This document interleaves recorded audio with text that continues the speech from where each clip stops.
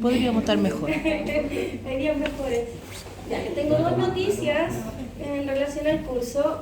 Primero, la próxima semana es el primer control, ¿ya? Y la siguiente es la prueba, ¿ya? Y me dieron las otras dos fechas que ahí después las voy a subir.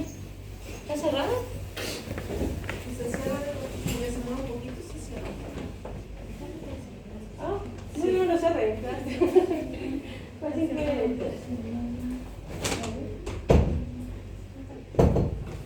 Y ya tengo las siguientes fechas, pero esas siguientes fechas Nicolás me decía que igual existe posibilidad que a veces se puedan modificar, ¿ya? Igualmente las pruebas y los controles los vamos a hacer en horario de clase, ya no va a ser como otro día, quizás como otras pruebas u otros ramos. El control de la próxima semana va a ser de desarrollo, ¿ya? Porque así quiero que obviamente estudien, y la prueba es alternativas, desarrollo, que claramente son como casos clínicos lo más probable, y términos variados quizás, ¿ya? Y el control de la próxima semana, la verdad que va a ser súper equitativo en la cantidad de preguntas en relación a las clases. Ya, por ejemplo, va a ser, no sé, cuatro preguntas de la primera clase, 4 de la siguiente y así. Lo más probable es que sean como 14 preguntas, ¿ya? Pero son de respuesta corta. Era lo que yo esperaba incluso en SEMRO el semestre pasado, ya son respuestas cortas, que en general deben ser, si es definición, una definición breve. No es como explicar muchas otras cosas. Hola, ¿ya? Así que para que lo tengan en consideración, ¿ya? Y yo les voy a subir igual como las fechas para que las tengan, pero como les digo, las otras se pueden igual ir modificando con el tiempo. Eso va a depender netamente de la escuela, ¿ya? Porque yo no conozco esas fechas, sino que lo hacen. Entonces, como que insistí para que me las dijeran pronto, para que no... Incluso la prueba era la próxima semana. Yo le dije que no, porque tenía que ser primero el control, ¿ya? Lo otro, que recuerden que son 4 controles y 3 pruebas. Lo que yo quiero hacer son 3 controles como de desarrollo en general, y el último control lo quiero hacer en un trabajo. Ya creo un trabajo que pronto les voy a dar como lo que tienen que hacer para que formen los grupos, y va a ser escrito, ya, para que igual sea un poquito que saca a final de semestre, a veces tienen como más cosas, ¿ya? Pero después en Blackboard les voy a subir como toda esa información. Pero lo más importante es que la próxima semana es el control, y el control yo creo que lo voy a hacer a la última hora. Ya las 2 primeras vamos a hacer clase y a la última hora vamos a hacer el control, pero la prueba va a ser en la primera hora, ya, para que lo tengan en consideración, porque me va a venir Diego a ayudar en la prueba. Ya, porque como son tantos y yo soy chiquitita, no van a ver qué están haciendo. Así que ahí vamos a estar los dos, y tiene que ser sí o sí en la mañana. El profe Diego. Sí, profe Diego de Cabal. ¿Ya? Yo quiero el tiempo. Sí, pero es como netamente porque él puede solo en la mañana. ¿Ya ves? ¿Cómo? Es que son muchos, po. No, sí. Nicolás ya me ha contado, así que yo, obviamente mi mundo de Bicipá es diferente la situación, pero Nicolás ya me ha contado. Diga. ¿Entran las 3 clases? ¿Cómo? ¿Entran las 3 Sí, las 3 clases. Qué feo. Y o sea, no sé si con ustedes, porque no, pero igual, son muchos. Si en la lista son como 48, entonces son bastante, ¿ya? Y como les decía, la prueba va a ser alternativas, desarrollo y términos variados. Y la prueba va a ser en la primera hora, pero el control va a ser en la última. ¿Y la cátedra cómo la va a hacer? ¿Igual con desarrollo? Sí, pero es que es así o sí, porque es como por la programación y el tipo como es. ¿Por eso va a ser el desarrollo? Sí, desarrollo, variado y casos clínicos. Generalmente quizás va a ser 1 o 2 casos clínicos. ¿Y ese sería como la parte del desarrollo? Sí. Permiso, buen día. Hola, pero como les digo, el del control va a ser equitativo. Profe, y consulta porque hay compañeros que llegan tarde por temas de que tienen que dejar a los hijos y esas cosas. Entran después. Sí. Pero la prueba. Sí, por eso Es que ahí es el horario del ramo. Sí, porque no puedo ir otra hora. Obviamente como por eso. Y las pruebas siempre van a ser en la mañana. El control puede ser en la tarde sin ningún problema. no, pues verdad que entramos tarde. Entramos a 9:40. Sí, Pero yo les voy a mandar todo escrito para que igual lo tengan, y si alguien faltó, para que no digan es que nadie me avisó, ya va a estar todo detallado. Lo otro es que, no sé por qué, pero yo mando las clases y las subo temprano, y como que el correo llega muy tarde, por si acaso, no es que yo las suba a la 1 de la mañana, a las 2 de la mañana, porque a mí después me llega que se subió, pero es como a la 1 de la mañana o 12, yo nunca la subo esa hora por si acaso. para que no me odien por eso. ¿Ya? Entonces, vamos a pasar primero las patologías que... ¿Cómo? Solo si reprogramamos la diaria. Ah, no sé, ahí va a depender de cada uno. Sí. Ya, vamos a pasar primero enfermedades gástricas, que era lo que me faltó como de la semana pasada, y después vamos a ir como a las enfermedades intestinales. ¿Ya? Quizás voy a ir más rápido, pero igual es harto. Ya, aunque sé que ya me dijeron que iba muy rápido, pues voy a intentar mejorar eso. ¿Ya? Entonces, vamos a iniciar con las enfermedades gástricas. Son menos en cantidad, incluso menos en la frecuencia quizás de la presentación en la clínica, en comparación a las entéricas, que son súper importantes en pacientes felinos. ¿Ya? En las enfermedades gástricas tenemos obviamente la gastritis, que es la inflamación de la mucosa del estómago en respuesta a múltiples factores. ¿Ya? Recordar que la gastritis se puede clasificar dependiendo del tiempo de duración de los signos clínicos del paciente en gastritis aguda, si por ejemplo se presenta menores a 14 días la signología en el felino, y de forma crónica obviamente si es mayor a 14 días. ¿Ya? También va a depender de algunos cambios histológicos que ustedes van a observar principalmente en las biopsias, que pueden ser linfoplasmocitarias, eosinofílicas, y muchas veces por el cuadro crónico también se empiezan a generar fibrosis y atrofia. ¿Ya? Entre estas, las más comunes tanto en gastritis tanto en enteritis después, es el patrón linfoplasmocítico, ya para que lo tengan en consideración como para las siguientes patologías. ¿Ya? Las etiologías obviamente va a depender si es agudo o si es crónico. ¿Ya? Recuerden que la gastritis aguda, la más común, la verdad, es asociada a una indiscreción alimentaria, ya que por ejemplo el tutor le haya dado algo nuevo al paciente de forma abrupta, por ejemplo un cambio de alimento, independiente de la calidad del alimento, muchas veces es netamente porque se hizo este cambio sin una transición gradual. ¿Ya? Y ingestión de cuerpo extraño, que los pacientes felinos igual es frecuente. ¿Ya? Y por ejemplo en casas, recuerden que hoy en día como la tendencia de pacientes felinos cambió igual. Antes eran como, no sé, porque estaban en el patio, en comparación ahora que muchas familias que viven en departamentos tienden a priorizar más tener gatitos en comparación a perros, y muchos también tenemos plantas. ¿Ya? Y hay muchas plantas que tienden a ser tóxicas incluso para los pacientes. Incluso, por ejemplo, bueno, no sé si conocen de plantas, a mí me gustan las plantas. Ya tenemos las monsteras en general, que pueden ser todas las plantas como tropicales, que se llama, tienden a ser tóxicas para los pacientes felinos, pero igual recuerden que cualquier tipo de toxicidad va a depender del paciente. Ya, porque hay algunos que pueden comerse la planta completa y puede que no les pase nada, otros pueden masticar un par de hojitas y se pueden intoxicar. Entonces va a depender netamente como del paciente y de la salud en general de él. ¿Ya? También exposición a medicamentos. Ahí, por ejemplo, si nosotros estamos dando un fármaco, por ejemplo el Meloxibet, ya que es súper común que lo utilicemos en pacientes felinos, no sé si conocen la jeringa que viene en el fármaco, que es extraña, que es como de hacia atrás hacia adelante. ¿Ya? Entonces muchos tutores se equivocan en las dosis también. Por ejemplo, nosotros le decimos 0,2 y ellos le pueden dar hasta 2 ml a veces, porque desconocen muchas veces el tipo de jeringa, y hay gente, por ejemplo, de edad avanzada que igual no se maneja mucho en dosificaciones. ¿Ya? Entonces también puede ser asociada a una sobredosificación de algún fármaco, principalmente los AINES. ¿Ya? Y por ejemplo gatitos que podrían estar con otro tipo de fármacos como de forma constante. También tenemos la gastritis crónica, que ahí obviamente la signología es de más tiempo, y tenemos algunos parásitos, por ejemplo la Giardia, ya que puede generar alguna signología crónica, el Helicobacter, que también en gatitos es súper frecuente, y las intolerancias o la hipersensibilidad alimentarias, que también generan gastritis crónicas principalmente, y en enteritis lo vamos a conversar más. ¿Ya? Y también el patrón como más característico a nivel histopatológico es linfoplasmocitario. ¿Ya?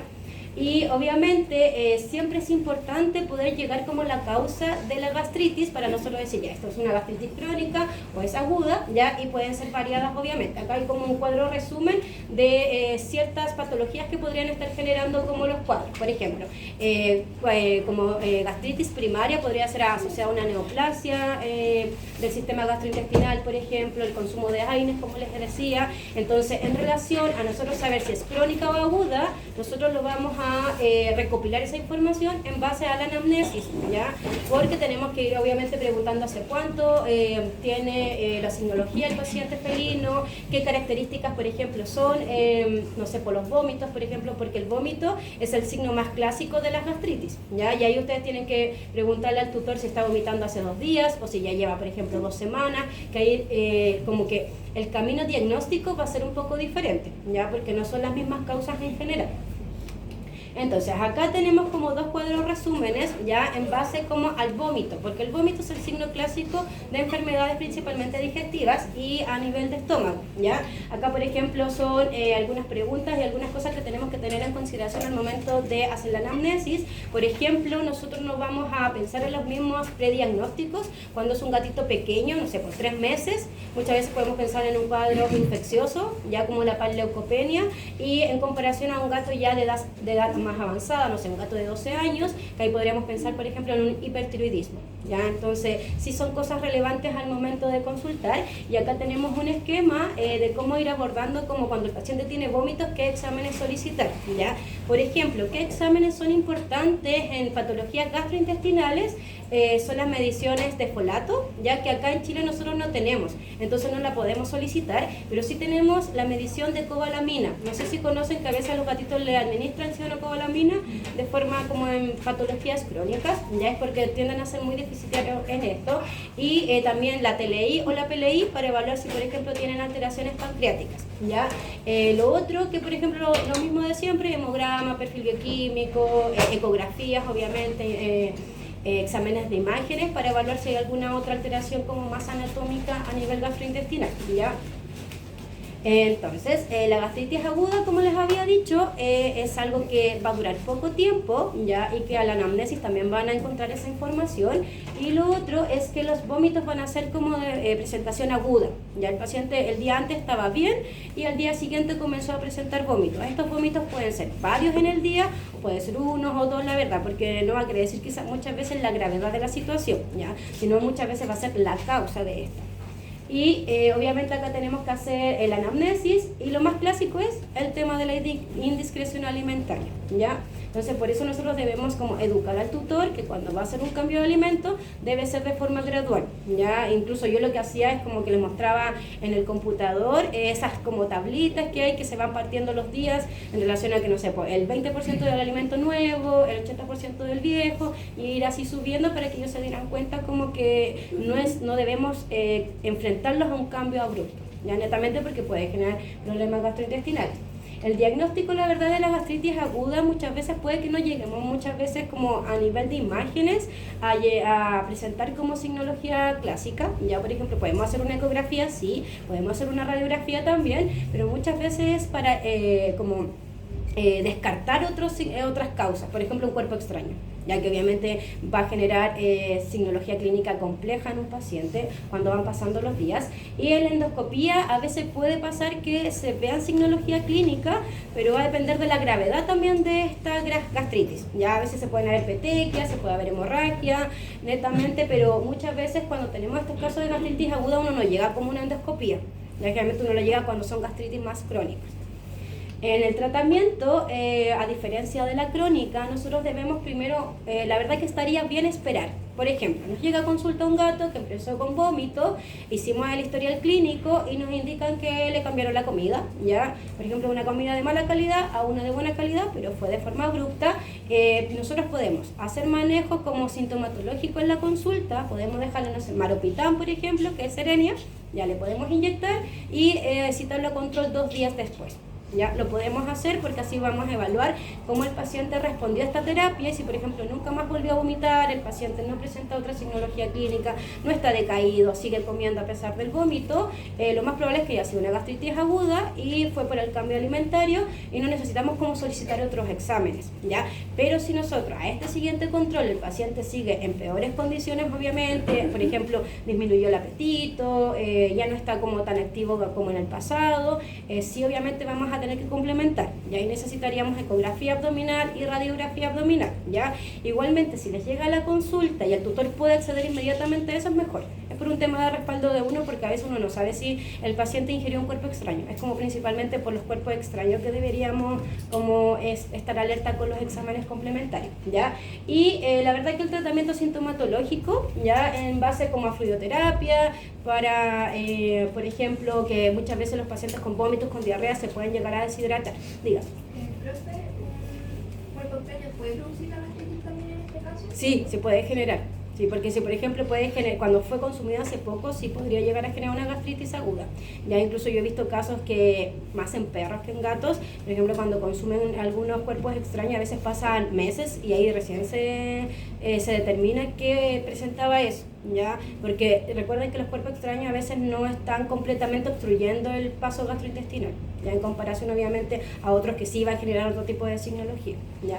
Entonces, la fluidoterapia es esencial en estos casos y, por ejemplo, quizás podemos dejar al paciente hospitalizado también, evaluarlo en el hospital, pero lo otro importante es que le podríamos indicar al tutor, por ejemplo, quizás darle alimentos húmedos, como más rico en humedad para mejorar la hidratación de él. Obviamente va a depender todo del examen clínico, ¿ya? Y se debe, además de la fluidoterapia o de mejorar la hidratación del paciente, necesitamos introducir una dieta que sea altamente digestible, ¿ya? ¿Por qué? Porque recordar que ya el sistema gastrointestinal ya está alterado, entonces necesitamos que lo que consuma el paciente sea adecuadamente absorbido por el sistema gastrointestinal y no haga como una sobrereacción para que tenga que trabajar más ese sistema, ¿ya? Entonces necesitamos una dieta adecuada. En estos casos yo prefiero las dietas de prescripción médica, no como las dietas caseras, más en gatos la verdad. ¿Ya por qué? Porque las dietas de prescripción médica nosotros las podemos dar por más días. Por ejemplo, le podemos dejar 5 días de latas gastrointestinales. Ya hay diferentes marcas, está la Proplan, por ejemplo, está la Royal Canin y la Hills Laide en ese caso, y la otra es la de Betlife, ¿ya? Entonces son como marcas comerciales. En gato yo no prefiero como la típica así como arroz con pollo. Uno porque en casos como de gastritis los carbohidratos en base de arroz la verdad que no les sirve, ya funciona no tan adecuadamente. Y lo otro que el gato no te va a comer el arroz en general, ya. Sí pueden darle pollo, pero el problema es que nosotros no podemos darle más de 2 días pollo porque no va a ser un nutriente adecuado, solo nos está entregando proteínas, pero nada más, en comparación a las latas que tienen todos los nutrientes que un gato necesita, ¿ya? Y obviamente un antiemético si el paciente lo requiere, si obviamente son estos vómitos repetitivos, ya en estos casos la verdad que es mucho mejor el Maropitán, que es el Serenia, porque recuerden que, bueno, todavía no pasan farmacoclínica, ¿cierto? Ya, pero quizás se las pasaron en la otra fármaco, es que, por ejemplo, el Maropitán actúa a nivel central, ya en comparación a la metoclopramida que actúa a nivel periférico. Entonces anda mucho mejor el Maropitán, y lo otro que no tiene grandes contraindicaciones en comparación a la metoclopramida, que si nosotros sospechamos de cuerpo extraño jamás deberíamos administrarla porque podríamos generar un mayor daño, incluso una intususcepción, ¿ya? Dicen que Serenia tampoco se debe administrar por lo mismo, porque creo que acelera todo. Pero no es prokinético, porque no tiene efecto prokinético el Serenia en comparación a la metoclopramida. Pero al evitar el vómito, evita la liberación de la acumulación de líquido en el estómago. Puede ser, ya. Puede ser quizá que está contraindicado, no lo sabía la verdad, ya, pero yo sé que la metoclopramida no se puede. Pero claro, por ejemplo en esos casos de gastritis aguda, que fue, no sé, un solo vómito, nosotros podemos dejar una dieta mejor, esperar 2 días y volver a reevaluar el paciente, ¿ya? Pero todo depende del examen clínico inicial. Porque si el paciente está deshidratado, está, por ejemplo, muy decaído, yo prefiero dejarlo obviamente en hospital para seguirlo evaluando. Y obviamente pedir los exámenes complementarios. ¿Introducir esta dieta digestiva también tiene que ser...? La verdad es que no, tiene que ser, sí, puede ser inmediatamente introducida, ¿ya? Y después sí, cuando ya empezamos a ver bien al paciente, ahí tenemos que indicarle al tutor que la dieta que le va nueva tiene que ser de a poco, ¿ya? Pero esta en general lo que hace es como que el sistema digestivo no trabaje tanto, ¿ya? Porque ya está alterado, entonces lo que hace es como absorber la mayoría de los nutrientes. Entonces acá está esta es una imagen de una endoscopía de un paciente, si no me equivoco era Mainecum, que presentaba un cuadro de gastritis aguda, ya, pero asociada a un adenocarcinoma, que es un cuadro obviamente neoplásico, ¿ya? Y acá hay una tabla resumen de algunos antieméticos que se podrían administrar. Entonces, en relación a la misma gastritis, ¿ya? Sí, vuelto algo. En relación a también la gastritis aguda tenemos los cuerpos extraños, ya que se describe que en comparación a los pacientes caninos, la verdad que la frecuencia de presentación es mucho menos porque la verdad los perros tienden a como jugar más con cosas, a consumir más eso, Y en un estudio que se hizo, incluso el 12% nomás obviamente de ese estudio, determinó que correspondía como a pacientes felinos, ¿ya? Hay que recordar que la mayoría de la ingestión de cuerpos extraños, la verdad, tiende a ser en pacientes más jóvenes, netamente porque tienden a jugar más, incluso lo mismo que les comentaba en la clase pasada, que a ellos les gustan mucho los objetos lineales, ¿ya? Entonces, ellos no es que se lo quieran comer, al final están jugando y en todo ese contexto de juego se lo llegan a tragar, ¿ya? Y las agujas, yo también he visto como les había comentado, pero es netamente son las agujas cuando tienen hilo, ¿ya? En general no es como la aguja sola. Y los otros que son los tricobezoares, que ya les había dicho, que eran las bolas de pelo, que también obviamente pueden generar signología de cuerpos extraños, ¿ya? Y en estos casos también van a ser vómitos intermitentes los signos clínicos y pueden ir obviamente persistiendo dependiendo de la obstrucción que genere este cuerpo extraño, si es parcial o si es completa, ¿ya? Si es completa, el paciente va a presentar signología clínica como mucho más aguda y mucho más compleja en comparación a que sea parcial, ¿ya? Ahí obviamente puede haber como decaimiento, ¿ya? Y todas esas cosas. Entonces, lo otro que ya le había comentado es que siempre deben revisar la base de la lengua, ¿ya? Porque muchas veces puede haber ahí indicio de un cuerpo extraño lineal. Entonces, si se nos pasa esa parte, puede haber sido como fundamental para poder llegar a un diagnóstico posterior, ¿ya? Acá hay una imagen de una radiografía que en general muchas veces va a depender obviamente si este es radiopaco o no el cuerpo extraño, ¿ya? En este caso, por ejemplo, es el mismo paciente, ya que se hizo una radiografía y posteriormente se extrajeron esos cuerpos extraños y, por ejemplo, lo que leí era que a este paciente ya le había presentado la misma signología antes y había sido por la misma causa, ¿ya? Entonces estaba como acostumbrado a consumir cosas, la verdad, y después se tenía que someter a cirugía, ¿ya? Y generalmente son pacientes más jóvenes en comparación a los pacientes más viejitos. Entonces el diagnóstico principalmente es en imágenes, ya de cuerpos extraños. Si es radiopaco, obviamente nos va a servir la radiografía, ya en algunos casos, aunque cada vez se usa menos, la verdad, que es la radiografía con un medio de contraste, que generalmente se utiliza varios, pero si nosotros sospechamos que es un cuerpo extraño que haya generado una perforación, por ejemplo, no deberíamos utilizarlo, deberíamos utilizar un medio de contraste en base a yodo, ya. Y la ecografía abdominal, obviamente, quizás en algunos objetos que no son radiopacos, quizás no vamos a saber qué tipo de objeto es, pero sí vamos a poder determinar las características de los signos clínicos que está generando en ese paciente a nivel gastrointestinal. Ya ahí vamos a saber que hay una obstrucción, por ejemplo, vamos a evaluar el peristaltismo y todas esas cositas más hacia el intestino, ¿ya? El tratamiento, sí, por ejemplo, muchas veces el tutor sabe que el animal consumió algo. En los perros tiende a pasar más, la verdad, en comparación a los gatos, porque los gatos hacen muchas cosas más escondidos, ¿ya? Entonces, si se puede extraer en base a endoscopía, lo hacemos. Pero si es un cuerpo extraño demasiado grande o que podría generar algún tipo de perforación al momento de extraerlo, es mejor utilizar la gastrotomía, ya la cirugía y sacar el cuerpo extraño.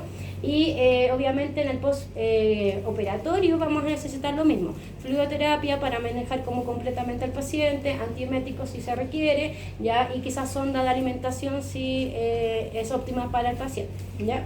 Entonces acá arriba se observa una imagen endoscópica, ya, y acá se observa un tapón de oído de un humano, ya que un gato suele consumir. Igual esos no son tan pequeños, pero para que vean que los gatos son raros, pueden consumir lo que quieran.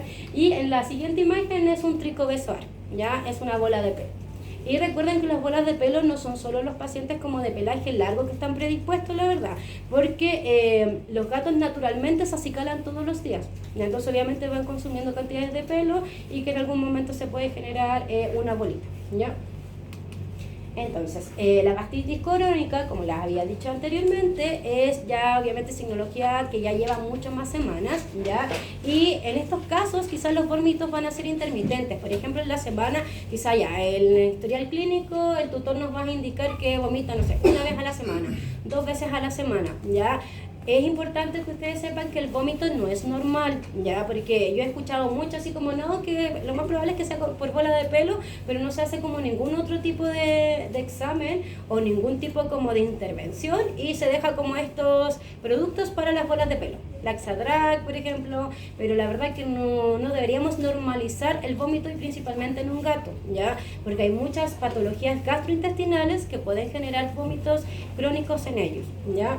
Y la frecuencia, como les decía, va a variar dependiendo de la signología clínica del paciente y incluso algunos muchas veces no tienen ninguna otra más que el vómito, pero es intermitente, ¿ya?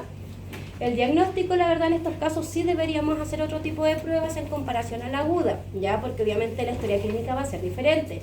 Acá deberíamos evaluar pruebas de laboratorio, hemograma, perfil bioquímico, ya, principalmente para ver, por ejemplo, cambios a nivel del hemograma, si hay anemia, ya, si por ejemplo sospechamos, no sé, de que muchas veces pueden vomitar, por ejemplo, con sangre, una hematemesis, ya, y ahí obviamente tenemos que hacer otro tipo de exámenes y podemos evaluar también que puede haber leucocitosis, neutrofilia asociada principalmente a inflamación, eosinofilia, la verdad, porque hay ciertos cuadros que generan histopatológicamente presencia de muchos eosinófilos a nivel gastrointestinal, ¿ya? Y hipoproteinemia, ¿por qué? Porque incluso es una de las cosas más características en este tipo de patologías, todas las que vamos a ver hoy día, ¿ya? La radiografía abdominal, la verdad, es netamente para evaluar que no hayan otras alteraciones, siempre la idea son como complementos. La endoscopía, ya si es algo crónico, sí yo la requeriría. Si ya hicimos como todos los exámenes previos de hemograma, perfil bioquímico, ecografía y todavía como que no llegamos a un diagnóstico, sí nos serviría para evaluar si hay algo anatómico en esa zona o también para poder tomar muestras, ¿ya? Y la histopatología, obviamente, para determinar como qué tipo de células tiene ese infiltrado que se puede observar, ¿ya? Y como les comentaba, la linfoplasmocítica es la más común, ¿ya? Después la vamos a abordar un poco más. El tratamiento, la verdad, va a depender de la causa que esté generando esta gastritis crónica. Por ejemplo, si es una bacteria como el Helicobacter, tenemos que dejar obviamente antibióticos, ¿ya? Si es un cuadro más inmunológico, quizás vamos a tener que dejar inmunosupresores y así sucesivamente, ¿ya? Pero es importante explicar al tutor que son tratamientos largos, que el paciente como que no se va a mejorar de un día para el otro, sino que vamos a necesitar que el tutor cumpla con todos los requerimientos que nosotros le vamos a entregar, ¿ya? Acá se observa una imagen de una mucosa gástrica en la que está ya como la pared mucho más engrosada, ¿ya? Y obviamente como es de forma crónica se tienden a ver como más las características. La úlcera gástrica, a diferencia de los perros, tiende a ser muy poco frecuente, la verdad, ¿ya? Y la etiología, la verdad, va a depender también, por ejemplo, del historial clínico, ¿ya? Si nosotros le estamos dando, por ejemplo, no sé, pues un gatito que tiene 13 años y tiene una enfermedad degenerativa osteoarticular y quizás le dejamos meloxicam, por ejemplo, el meloxicam se puede dejar como de forma crónica, pero a dosis bajita, ya como 0,025 miligramos kilo, y obviamente si ese paciente con ese historial clínico nos llega con hematemesis, por ejemplo, y con vómitos, necesitamos obviamente tener en nuestro prediagnóstico una úlcera gástrica, porque hay como una causa que ya descubrimos en la historia clínica, ¿ya? Pero obviamente pueden haber muchas como condiciones y, por ejemplo, la más común en perros es cuando se administran antiinflamatorios con corticoides, ¿ya? Recuerden que nunca se deberían administrar los dos fármacos juntos, ¿ya? Independiente de la causa, jamás, no se debe, ¿ya? Y igual obviamente podría ser una causa, aunque en medicina felina la verdad no tiende a pasar mucho, pasa más. Los AINES en general con los corticoides nunca se deberían hacer. Y usted comentaba el meloxicam, ese es un selectivo COX. Claro, sí. ¿Y se puede dejar como de manera como Sí, se puede dejar, incluso hay muchos estudios y de eso. decía que si el paciente llegase a generar como signología, ¿no es cierto? Claro, lo podemos asociar a ¿le eso. suspende? Sí, siempre cuando ustedes, por ejemplo, instauraron un tratamiento, principalmente con AINES, siempre suspenderlo. Incluso cualquier tipo de fármaco, no sé, por los antibióticos, si el paciente presentó vómitos, diarrea, la primera indicación es suspender, ya, porque si es lo nuevo que le agregamos a esta historia del paciente, necesitamos evaluar si es eso. Muchas veces tiende a ser así cuando es agudo. Y en el caso de estos pacientes que necesitan un tratamiento como de muy larga data, ¿se les deja algún producto gráfico o en realidad no funciona? Es que depende, sí, hay algunos estudios que algunos sí funcionan, pero muchas veces puede estar como contraindicado en base al efecto mismo de la AINES. Muchas veces se hagan como probióticos y ese tipo de cosas como para mejorar la flora gastrointestinal. Ya, pero si vemos que este paciente ya lo generó y es un paciente, por ejemplo, de edad avanzada, obviamente tenemos que quitarlo y quizás utilizar otro tipo de fármaco. Igual el meloxicam se utiliza como complementario a pregabalina, por ejemplo, Traumel, que sirve harto para manejo del dolor crónico, ahora por ejemplo el Solencia, entonces hay cosas más para poder dejar, ¿ya? Obviamente en las úlceras gástricas siempre debemos sospechar de neoplasias, ¿ya? En los gatitos las neoplasias gástricas no son tan comunes como las neoplasias entéricas, que después las vamos a pasar también, ¿ya? Y los signos clínicos obviamente, como ya les había dicho, vómitos, hematemesis, y también pueden presentar melena, ¿ya? Y aunque estos últimos, como hematemesis y melena, tienden a ser menos frecuentes, pero pueden ser, por ejemplo, en casos que ya la úlcera gástrica esté muy avanzada, ¿ya? Y obviamente, asociado a eso mismo, puede haber dolor abdominal, anorexia, que el gato no quiera comer, que esté más decaído, que son cosas como que siempre van a suceder si obviamente hay un cuadro crónico. Ya los gatos tienden como a empezar a disminuir el peso y todas esas cositas. En el diagnóstico, la verdad, es como que tenemos que ir haciendo también un historial clínico, ya tenemos que ir tomando todas las muestras de imágenes que necesitamos, radiografías, ecografías, pero la endoscopía es la esencial, ya porque mediante una ecografía y una radiografía nos vamos a evaluar, por ejemplo, de dónde viene quizá ese patrón, ya, pero sí con una endoscopía. Y el tratamiento, la verdad, va a depender de quitar la causa, ¿ya? Y el manejo de soporte es lo mismo que los anteriores, fluidoterapia, antieméticos, y en este caso son también inhibidores de la bomba de protones, que ya lo habíamos conversado en la clase anterior, que en gatos no funciona mucho mejor el omeprazol y el esomeprazol, ¿ya? Y acá en la tablita está la dosis, y obviamente los antieméticos, los analgésicos va a depender. Por ejemplo, acá el antiemético, el maropitán, nos ayuda porque también genera, nos ayuda como efecto analgésico, ¿ya? Entonces es uno de los mejores que podemos administrar. Y el pronóstico, la verdad, va a variar dependiendo de la causa, porque si es algo neoplásico, obviamente las neoplasias en general no tienen un buen pronóstico, ya, o la supervivencia va a variar entre 1 a 2 años dependiendo de la neoplasia que el paciente esté cursando. Y las neoplasias gástricas, como ya les había dicho, son muy poco frecuentes en gatos, ¿ya? Y la verdad es que tienden a ser como más frecuentes en pacientes de edad más avanzada, ¿ya? Por ejemplo, los adenocarcinomas, son los más comunes, la verdad, son los segundos más comunes. Y el más común como a nivel gástrico, gastroentérico, es el linfoma, que después lo vamos a pasar como más en detalle. Y el linfoma se divide en linfoma de células pequeñas y linfoma de células grandes, ¿ya? Los signos clínicos obviamente van a ser también crónicos, ya el vómito como intermitente, el paciente va a empezar por ejemplo, a bajar de peso. Si, por ejemplo, el linfoma es linfoblástico, los pacientes tienden a presentar una signología más aguda, porque es una neoplasia mucho más invasiva en comparación al linfocítico, ¿ya? Y la supervivencia incluso también es diferente, ¿ya? Y lo mismo, anorexia, pérdida de peso, la verdad, si el tumor, por ejemplo, se genera una complicación mayor y se genera una perforación a nivel gástrico, obviamente puede presentar neumoperitoneo y peritonitis séptica, que también vamos a ver otro tipo de signología en ese paciente. Hola. Pasen nomás. ¿Ya? Y obviamente los signos, como ya les había dicho, pueden persistir durante semanas a meses. Entonces, por ejemplo, acá se observa macroscópicamente, ¿ya?, un linfoma en un paciente. Entonces ahí obviamente ahí tuvieron que abrir, y lo más probable es que ahí no sirve, muchas veces va a depender del tipo de linfoma, si es para extraer la masa o si no para tomar una muestra y poder identificar qué tipo de linfoma es, ya, porque hay muchos, hay varios. Y acá tenemos un pólipo que también se describe que las neoplasias malignas tienden a ser poco frecuentes, pero son más comunes que las benignas. Las benignas son los pólipos, y en este caso cuando nosotros hacemos una endoscopía se ven ciertas características, por ejemplo, que los bordes de la lesión tienden a ser más lisos, que están súper localizadas y que no generan como infiltraciones generales, en comparación cuando vemos una neoplasia maligna que va a generar mayor infiltración, las lesiones van a estar como en distintas partes y también obviamente pueden generar una mayor ulceración, ¿ya? ¿Las benignas son poco frecuentes o malignas? Es que las dos son poco frecuentes, pero las malignas tienden a ser más frecuentes en ese porcentaje. Ya, y los pólipos pueden existir, pero obviamente son menos frecuentes. Por eso es importante la endoscopía, porque ahí pueden ver ciertas características para ir sabiendo qué más vamos a hacer, ¿ya?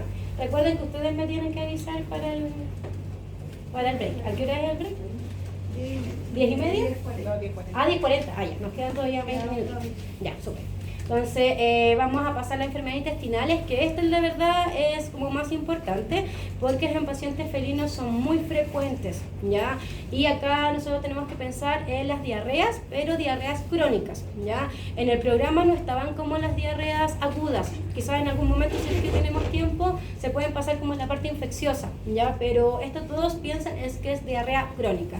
El historial es un paciente que tiene diarreas en más de 3 semanas, por ejemplo, ¿ya? No es el que llegó con diarrea y se le pasó con, no sé, un probiótico, ¿ya? Entonces, en las enfermedades intestinales tenemos como un concepto que se llama enteropatía crónica felina, que es aquel paciente que presenta signología principalmente intestinal hace más de 3 semanas, ¿ya? Caracterizada principalmente por la diarrea. Por ejemplo, acá en el historial clínico, ustedes tienen que preguntar, por ejemplo, ¿hace cuánto está la diarrea obviamente? ¿Qué características tiene esa diarrea? Y cómo ha estado el paciente como en general en el hogar, ¿ya? Recuerden que la semiología es súper esencial porque si uno llega y revisa al paciente y le pide un montón de exámenes, pero nunca uno hizo una anamnesis, se nos pueden pasar un montón de factores, ¿ya? Así que es esencial hacer un buen examen clínico y una buena historial clínico, ¿ya? Por ejemplo, en estos casos podemos tener... por ejemplo, diarrea hace más de 3 semanas, pero nosotros ya comenzamos a descartar otras causas, por ejemplo, parasitarias, infecciosas, igualmente eso también lo podemos ir descartando en relación como a la edad que tenga el paciente, ¿ya?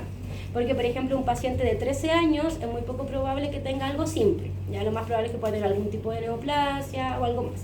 Y la verdad que la enteropatía crónica felina no hay como una clasificación específica, pero la mayoría la clasifica en enteropatía que responde a un cambio alimentario, ya en otro en alergias o hipersensibilidad alimentaria, que está como incluida en esta que responde a alimentos, la enfermedad inflamatoria intestinal IBD, ya, y el linfoma alimentario de células pequeñas. Esas son como las 3 características que nosotros tenemos que tener siempre en nuestra mente cuando ya viene un paciente felino con una diarrea demasiado crónica.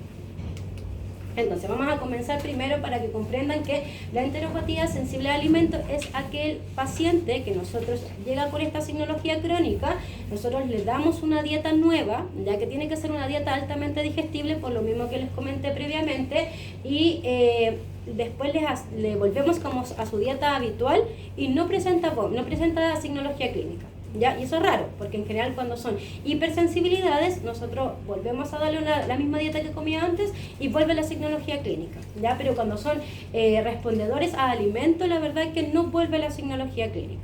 Ya, independiente que le hicimos este cambio y después volvió al alimento anterior, no presenta signología clínica, fue como algo puntual, pero que a la vez también fue crónico, ¿ya? Entonces en estos casos el abordaje, la verdad, va a depender principalmente de mejorar como los nutrientes que les vamos a entregar, ¿ya?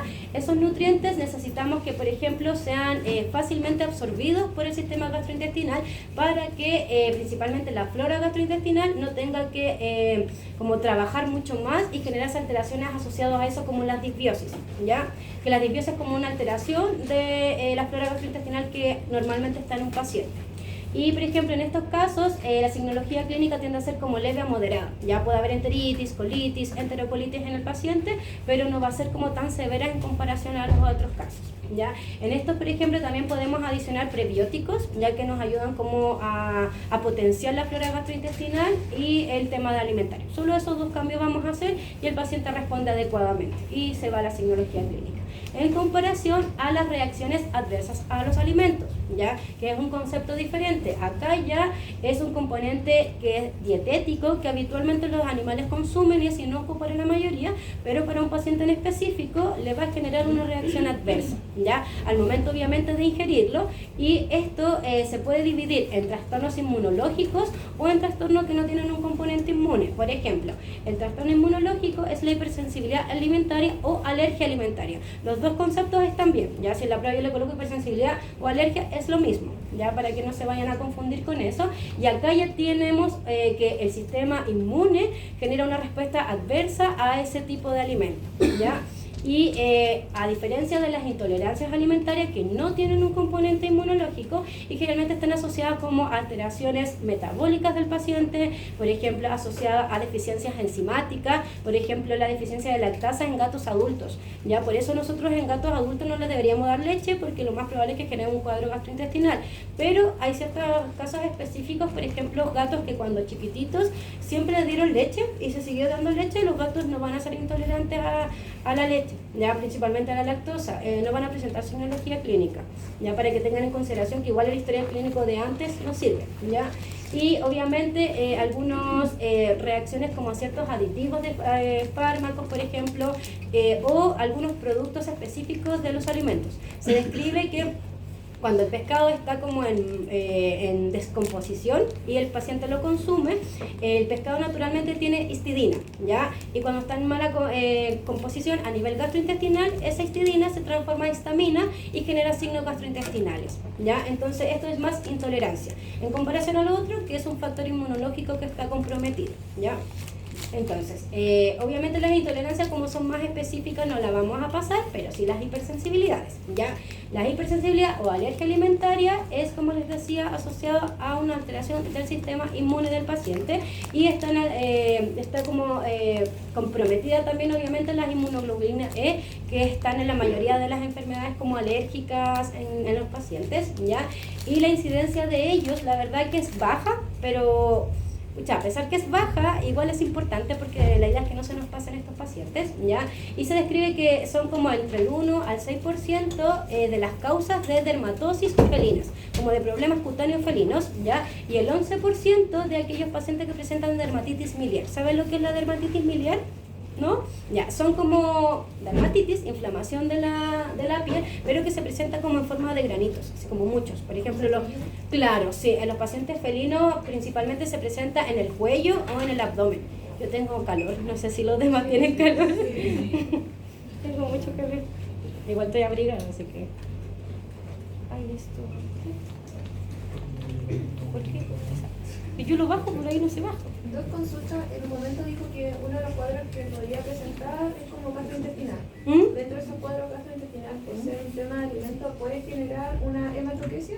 Sí, también, cuando son más crónicos. En algunos otros casos los vamos a ver que sí puede haber... se vaya bajando y vamos bien. Que a mí me dio mucho calor. Y en este caso la etiología entonces son alérgenos alimentarios. Ya se describen que estos alérgenos alimentarios pesan aproximadamente entre 10 a 70 kilos de alto, que tienen así como de estructuras grandes, y en un estudio, en 10 estudios se determinó como que tenían en común ya que los pacientes presentaban como una hipersensibilidad alimentaria a, por ejemplo, la carne de res, los productos lácteos y el pescado. Pero no quiere decir que todos van a presentar solo eso. Fue solo como algo en conjunto y que se repitió en todos estos casos, ¿ya? Pero puede ser a diferentes casos. Incluso se describe que puede ser a componentes no proteicos de la dieta, ¿ya? Se describen 2 casos de hipersensibilidad alimentaria a, por ejemplo, conservantes y preservantes de los alimentos. Entonces puede ser algo súper específico y es muchas veces muy difícil saber a qué componente es el paciente alérgico, ¿ya? Y a la vez, por ejemplo, pacientes que presentaban signología cutánea, se determinó que presentaban alteraciones, hipersensibilidades alimentarias, pero a diferentes componentes del alimento, ¿ya? Y a lo mismo que patologías, o sea, pacientes que presentaban signología gastrointestinal, también era a diferentes componentes del alimento. Entonces muchas veces no tenemos cómo saber como a cuál específico, ¿ya? Pero generalmente es una o es otra. Es muy raro que se den ambas. Pero igual se da. Situaciones. No, sí, igual se puede dar a diferentes componentes. Pero ahí uno lo que va haciendo es como ensayo y error, la verdad. Ahí después les voy a mostrar como la forma como de ir diagnosticando, ¿ya? Y los signos clínicos, la verdad que es como bien amplio, que es como de los 3 meses hasta los 11 años, pero en promedio van a ser pacientes jóvenes, ya entre de 4 a 5 años, que van a presentar como estas signologías. Se describe que en todas estas patologías que les voy a pasar a nivel entérico hoy día, no existe como una predilección específica a una raza, pero los siamés en casi todas son más predispuestos, la verdad, pero no hay como algo muy específico, ¿ya? En relación a los signos clínicos más característicos de estas lesiones es el prurito no estacional, ¿ya? Por ejemplo, cuando nosotros sospechamos, ya cuando un paciente nos llega con problemas cutáneos, lo primero que vamos a preguntar es si fue desparasitado, por ejemplo, externamente, por el tema de las pulgas, ¿ya? Pero ahí se tiende a dar como más en ciertas estaciones del año porque hay más predisposición a que hayan pulgas. Obviamente las pulgas están en todo el año, ¿ya? Pero en este paciente puede ser en cualquier momento del año que va a presentar el prurito. Y lo otro, que ese prurito tiende a no responder o responde de forma muy parcial a corticoides sistémicos, ¿ya? Entonces también es una alerta para saber ya que esto no es algo dermatológico solamente, sino que hay un origen mayor. Y el prurito puede ser a nivel localizado y también generalizado. Por ejemplo, localizado se describe que el 45% de los pacientes que presentaban hipersensibilidad manifestaban un patrón de cabeza y cuello, ya que las lesiones estaban principalmente a nivel de la cabeza y del cuello. Si ustedes piensan, si vemos un paciente con ese patrón, quizás nunca pensaríamos que es la comida, ya, porque pensaríamos quizás más en signos gastrointestinales. Pero esta patología presenta más alteraciones cutáneas que gastrointestinales, ¿ya? Las lesiones primarias van a ser eritemas, pápulas y también, por ejemplo, otras alteraciones muchas veces en la piel, ¿ya? Y los patrones, como ya les había comentado, pueden ser de cabeza y cuello, pueden ser también, por ejemplo, dermatitis miliar, cuando ya es más generalizado lo que ya les conversaba, que son como diferentes granos, principalmente a nivel del abdomen o a nivel de del cuello, ¿ya? Pero también pueden presentar, no sé si han visto, las placas eosinofílicas, los granulomas eosinofílicos, los gatitos, no sé si han visto eso antes, ¿qué es esto? No. ¿Ya? Eso puede ser asociado a un cuadro obviamente cutáneo de otra causa, pero también un cuadro alimentario, ¿ya? Y en la mayoría de los pacientes, por ejemplo, se tiende a generar más estos cuadros cutáneos y el prurito va a depender, la verdad, de la intensidad, ¿ya? Porque recordar que la mayoría de los gatos no se tienden como a rascar enfrente del tutor, ¿ya? Pero si es intenso ese prurito, la verdad que sí ustedes van a observar que el gato lo hace, ¿ya? Pero si es leve, quizás nunca lo van a ver, porque el gato se esconde para hacer esas cosas, ¿ya? En comparación al perro, que el perro lo demuestra inmediatamente y no tiene problema. Y, por ejemplo, en varios casos pueden haber en concomitancia tanto signos cutáneos y tanto dermatológicos, pero es en pequeño porcentaje en comparación a cuando solo hay cutáneo, ¿ya? Y alguna de las signologías clínicas puede ser pérdida de peso, vómito, diarrea, dolor abdominal, flatulencias y algunas otras enfermedades también concomitantes como el IBD, por ejemplo. Se describe que la diarrea de intestino grueso tiende a ser más frecuente que la de intestino delgado, entonces ahí es importante la historia clínica, preguntar qué características tiene esas fecas, porque obviamente podemos ir como direccionando hacia una u otra, ¿ya? Y se describe que podría ser algo como cercano a poder llegar a un diagnóstico cuando encontramos los dos patrones de signología, tanto cutánea y dermatológica, pero no es algo patognomónico. Ya no quiere decir que si un gato llega con signología gastrointestinal y cutánea crónica, sea esta patología, ¿ya? Porque recuerden que en algunas patologías hay signos patognomónicos que no dicen, ya, es esto y no es otra cosa, ¿ya? Para que lo tengan en consideración. Entonces acá hay como diferentes patrones, principalmente cutáneos obviamente, que como les decía acá es un granuloma eosinofílico, que estos se generan en las mucosas en general y tienden a presentarse más a nivel de la boca, ¿ya? A nivel de la mucosa labial. Acá tenemos un patrón con costras, eritema, principalmente si ustedes ven también es en la cabeza, ¿ya? Y acá ya tenemos un paciente que tiene hipotricosis, eritema, y todos estos pacientes tenían en conjunto que presentaban una reacción alérgica alimentaria, pero a diferentes alérgenos, ¿ya? El diagnóstico, la verdad, es un poco complejo porque debemos primero como abordar todas las causas probables de prurito en un paciente felino. Ya debemos, por ejemplo, dejarles antiparasitario interno, externo, antes de, obviamente, por ejemplo, si hay algún producto en casa que se utilice que genere signología clínica, también debemos quitarlo. Y el diagnóstico está estrechamente relacionado con el tratamiento, ya, porque nosotros lo que hacemos es una dieta de exclusión que se llama para poder diagnosticar a estos pacientes. Y el estándar, la verdad, es esperar a cómo el paciente responde a este cambio de alimento. Vamos a hacer como una pauta en relación a eso. Y también existen pruebas intradérmicas, cutáneas y de medición de IgE, pero la verdad no sirven porque son poco específicas y poco sensibles para la patología. Porque recordad que la IgE puede estar aumentada como con diferentes alteraciones alérgicas, ¿ya? Incluso cuando los pacientes no han sido desparasitados, también ustedes pueden presentar aumento de la IgE. Lo otro, por ejemplo, que en estos casos si hacemos una histopatología, tampoco nos va a servir porque solo la histopatología nos va a entregar un patrón inflamatorio, pero no vamos a ver cuál es la causa al final, ¿ya? voy a alcanzar, ya.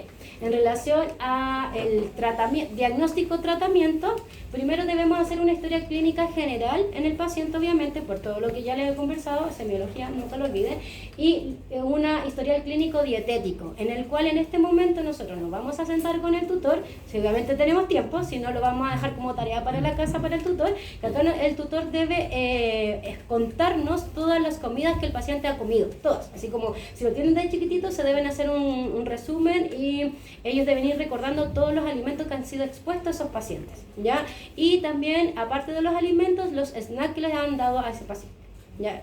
Si por ejemplo le dan pollo, si le dan atún, todas esas cosas deben ir como en esta historia clínica. Si no hay tiempo, porque muchas consultas obviamente duran, no sé, bordean los 20-30 minutos, obviamente eso se lo dejan como tarea para la casa y en una semana más el tutor vuelve con toda esa lista, porque quizás en casa también van a estar como más tranquilos, se van a recordar de más cosas, y lo otro que pueden haber como más familiares que recuerden también, ¿ya?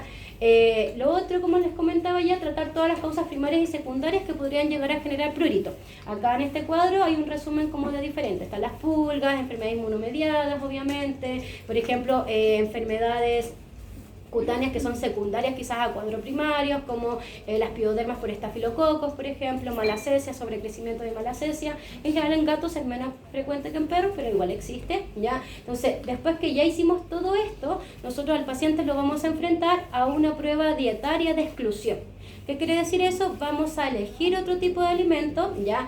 En relación a esas opciones tenemos las opciones de proteína Nobel, que es una proteína completamente nueva para el paciente, ¿ya? Por ejemplo, si el paciente siempre consume un alimento en base a proteína de pollo, le vamos a cambiar a esa proteína, quizás, siempre son como proteínas un poquito más exóticas, ya puede ser, por ejemplo, cordero, conejo, incluso se escribe hasta de canguro, ya, no sé si acá en Chile tengamos de canguro, no creo, ya, pero incluso de ciervo creo que sí hay, ya, de ciervo sí hay hoy en día. Entonces vamos a hacer el cambio a una proteína que el paciente nunca ha sido expuesto antes, ¿ya? También tenemos la opción de una dieta comercial hidrolizada, que ya son una dieta que por peso molecular son mucho más pequeñitos, entonces como pesan menos, el sistema inmunológico tiene menor predisposición a sobrereaccionar a ella, ¿ya? La otra opción también son dietas caseras. Yo en gatos la verdad no las recomiendo, a menos que sean como indicadas por alguien que se dedica a nutrición, ya no así como decía el tutorial, denle dieta, o sea, carne, no sé, de caballo. Ya, a mí no me gusta solo eso porque vamos a generar muchas deficiencias nutricionales. Entonces prefiero que sean las de uso comercial, principalmente de una proteína nueva o Nobel que se llama, o dieta hidrolizada, ¿ya? Porque esas dietas tienen la mayoría de los nutrientes que un paciente felino va a requerir. Después van a haber diferentes opciones como a la respuesta de este tratamiento. Tenemos, si el paciente no hay ningún tipo de mejoría, por ejemplo, si lo evaluamos como al mes posterior a esto, lo más probable es que quizás no sea una alergia alimentaria o una hipersensibilidad alimentaria, ¿ya? Pero igualmente debemos seguir en el proceso hasta las 6 a 8 semanas, ¿ya? Nunca debemos como terminarlo antes. Si hay una mejoría parcial, es más probable que sea una hipersensibilidad, por ende, con mayor razón tenemos que terminar todo esto. Y si el tutor ve como que a las 2 semanas el paciente ya no presenta diarrea, es muy probable que sí sea una hipersensibilidad alimentaria, ¿ya?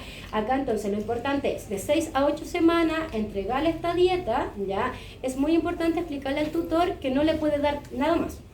El paciente solo puede comer eso, si no el tratamiento, o sea, como el diagnóstico no nos va a servir, ¿ya? Porque si, por ejemplo, le dieron un poquito de churu o, no sé, se cayó un poquito de pollo al piso, el paciente se lo comió, todo lo que hicimos ya no va a servir, entonces debemos reiniciar todo, ¿ya? Y hay que explicarle al tutor que es fundamental que ellos cumplan con estas condiciones, porque si no vamos a demorarnos mucho más, obviamente, en llegar como un diagnóstico. Y después de esto, sí o sí, debemos llegar a hacer el desafío con la dieta que comía antes, ¿ya? Si el paciente, por ejemplo, posterior a enfrentarlo a esta nueva dieta, nuevamente presenta toda la signología clínica, es más característico que quizás era un componente de esa dieta.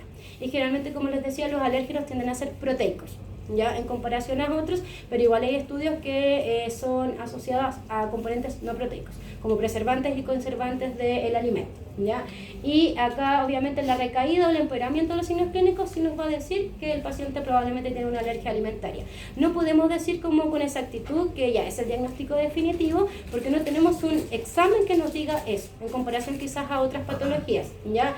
Y los signos clínicos, la verdad, eso es lo otro importante de explicarle al tutor, porque como que se desesperan al final. Muchas veces cuando son cuadros crónicos y nosotros ya le hicimos como gastar dinero en una comida que es mucho más cara obviamente que la habitual, puede que, no sé, para la semana no haya como cambio en la signología clínica, el tutor quizás va a decir así como, ¿qué estoy haciendo? Como que mejor no lo hago si al final el paciente sigue igual, ¿ya? Pero tienen que explicarle que a las 2 semanas deberían irse como cambiando la signología gastrointestinal, ya es como más rápida, pero la cutánea se demora entre 8 a 12 semanas, entonces el tutor va a tener que tener paciencia, ¿ya?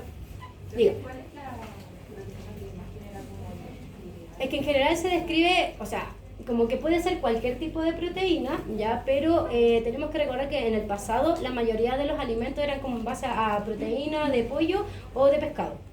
Ya, pero yo creo que es por un tema de que el paciente ya estaba como expuesto a ella, no es como que esa sea la que siempre le va a generar. Por ejemplo, si un paciente, incluso por eso mismo, uno no recomienda que inmediatamente a los cachorros uno le enfrente a una comida, por ejemplo, de cordero. Ya, porque si a futuro es alérgico a esa comida de cordero, vamos a tener menos posibilidades después de cambiarle la proteína. Entonces, lo ideal siempre es comenzar como con las más simples y después ir haciendo el cambio. Ya, pero netamente yo creo que es porque en el pasado había muchas más alimentos en base a esas proteínas. Quizás, por ejemplo, no sé si un estudio se hace de aquí a 20 años, quizás los pacientes van a ser más alérgicos a proteína, no sé, de conejo, por ejemplo. Ya, yo creo que es pues netamente como por eso. Y acá hay un cuadro resumen de lo mismo que ya les había comentado previamente, ya va como todo detalladito qué tenemos que hacer si el paciente responde o no, y acá les dejo 3 marcas que son de alimentos hidrolizados. Y acá a mí me gusta hacerlo con esto, la verdad, andan mucho mejor. Sí son caras, lamentablemente, pero hay que explicarle todo el contexto al tutor, y si el paciente, por ejemplo, vuelve, le hacemos todas estas pruebas y no funciona, quizás podemos cambiar la proteína, ya si lo hacemos con proteína Nobel. En general no tiende a pasar tanto con las hidrolizadas, pero sí más con las proteínas Nobel. Si utilizamos, por ejemplo, un alimento de conejo, quizás utilizar otro de, no sé, ciervo, por ejemplo. ¿Ya? Pero ahí hay muchas más marcas hoy en día, yo no me manejo en todas las que existen, pero hay una las busca, pero a mí me gusta más trabajar con las hidrolizadas, porque generan una menos reacción del sistema inmune, y eso es lo que nosotros estamos buscando, porque la causa de la patología es asociada a una alteración de este sistema. ¿Ya? Vayan a break. Para los que llegaron como en el transcurso de la clase, la próxima semana es el control, ¿ya? El control va a ser a la 3.ª hora,